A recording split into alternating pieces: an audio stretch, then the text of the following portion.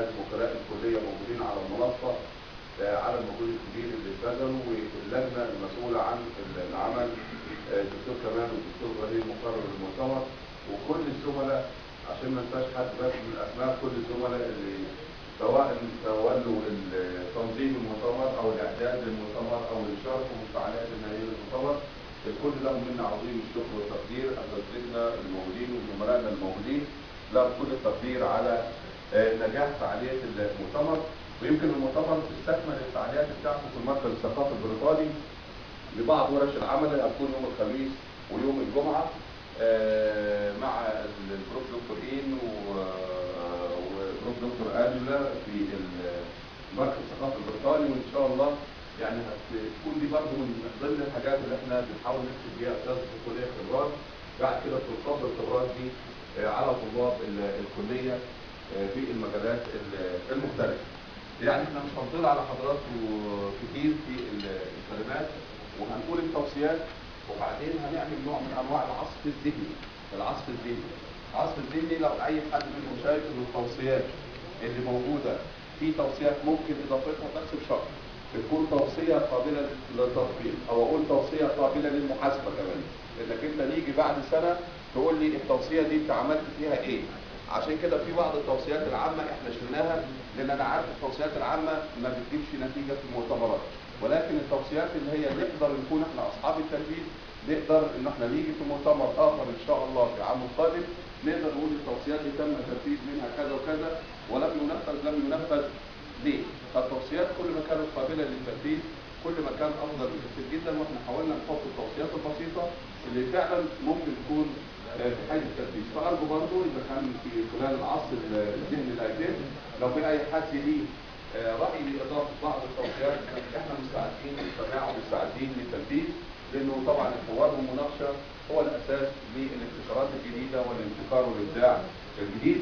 اسمحوا لي ان انا اقدم الدكتور ابراهيم حسين مقرر المؤتمر ونشكره على المجهود الكبير اللي بذله لالقاء التوصيات الخاصه بالمؤتمر. بسم الله الرحمن الرحيم.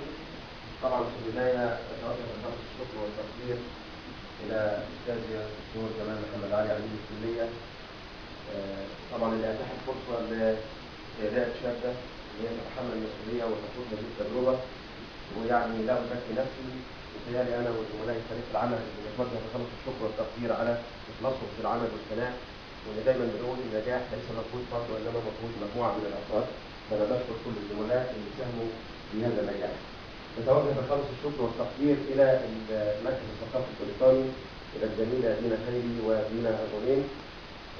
نتوجه بخالص الشكر والتقدير الى الدكتور إين والدكتوره انجلا على كرم وضيافه خلال زيارتي الاخيره انا والدكتوره ايمان ابو شيخه، وان شاء الله باذن الله يكون هذا المؤتمر ليس نهايه تعاون بيننا ما بين جامعه ليد، وانما يكون باكوره تعاون في المستقبل بتوثيق العديد من الانجازات اللي ممكن تتم ما بين المؤسسات التعليميه والمؤسسات الاكاديميه ودول خارجيه اكثر مننا تقدما. هنحاول بقدر المستطاع ان احنا خلال الفترات اللي جايه نواكب هذا التقدم ونحاول ان احنا ننهض ونتقدم بالمجتمع اللي احنا بنعيش فيه واللي ليه فضل علينا في كل حاجه. طبعا انا مش هطول على حضراتكم، وهحاول بقدر المستطاع ان احنا اعرض على حضراتكم اهم التوصيات. رقم 1 عقد ملتقى مع القيادات الرياضيه لوزاره الشباب والرياضه ووزاره السياحه والاتحادات الرياضيه لتحديد احتياجات سوق العمل. تنفيذ برامج السياحه الرياضيه وبرنامج الاعداد البدني وتقنين الاحمال في كليه التربيه الرياضيه باسيوط. تنفيذ دورات اعداد معلم سباحه واعداد منقذ سباحه للعمل في مجالات الرياضه المائيه او الرياضات المائيه. عقد شراكات بين الاتحادات الرياضيه وكليات التربيه الرياضيه لتوفير فرص العمل. إنشاء مكتب لتأهيل وتوظيف طلاب الكلية للعمل في المجالات الرياضية. إنشاء أندية رياضية للجامعات لتوفير فرص عمل للطلاب كمدربين وإداريين وأخصائيين التأهيل. إنشاء مكتب للاستشارات العلمية لكليات التربية الرياضية.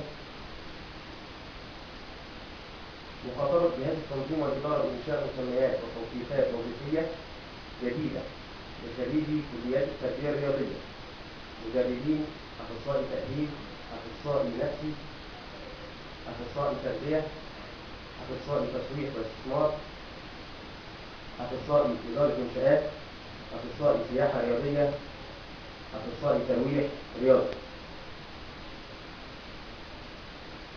مخاطبة الاتحادات الرياضية واللجنة الأولمبية والأندية الرياضية من خلال وزارة الرياضة بضرورة أن يكون التجاريين العاملين مع الفرق الرياضية من خريجي التربية الرياضية. تطوير البرامج الرياضية بالأندية الصيفية لتوفير فرص عمل جديدة للطلاب والخريجين. تنظيم منتديات وظيفية بكليات التربية الرياضية بصفة دورية وسنوية للتنسيق مع الشركات والمدارس الخاصة والأندية والاتحادات والمنتجعات السياحية. مخاطبة الاتحادات الرياضية واللجنة الأولمبية للاستعانة بطلاب كلية التربية الرياضية للمشاركة في تنظيم الأحداث الرياضية. ختم كلامي بقوله تعالى: فأما الزبد فيذهب جفاء وأما ما ينفع الناس فيمكث في الأرض. صدق الله العظيم. لعل وعسى أن يكون هذا المؤتمر لخدمة تنمية المجتمع الذي نعيش فيه. شكرا والسلام عليكم ورحمة الله وبركاته. بشكر الدكتور ابراهيم حسين، رئيس الدكتور ياسر والدكتور صالح عبد الجابر والدكتوره مروه والدكتوره ايمان والدكتوره رحاب، الدكتور طارق جابر والدكتور مؤمن، المجموعه المسؤولين، دكتور احمد مسؤول عن التوصيات وعن تنفيذ المؤتمر. يا ريت لو في توصيات موجوده، لو في اي توصيات جديده يتم تسجيلها بالاضافه للتوصيات الاساسيه قبل ما تتبعت ان شاء الله لجهات الاعلام والجهات المسؤوله، وقبل ما يتم توثيقها في مجلس كليه التربيه الرياضيه للعمل على تنفيذها ان شاء الله مستقبلا. ومسؤول عنها طبعا الدكتور عادل حسني وكيل الكليه للدراسات العليا، والدكتور حازم كوكيل الكليه خدمه المجتمع مسؤول عن جزء من هذه التوصيات، على اساس يكونوا مسؤولين قدامنا عن تنفيذ هذه التوصيات او السعي لتنفيذ هذه التوصيات في المرحله القادمه. نسمع من حضراتكم لو في بعض التوصيات المضافه.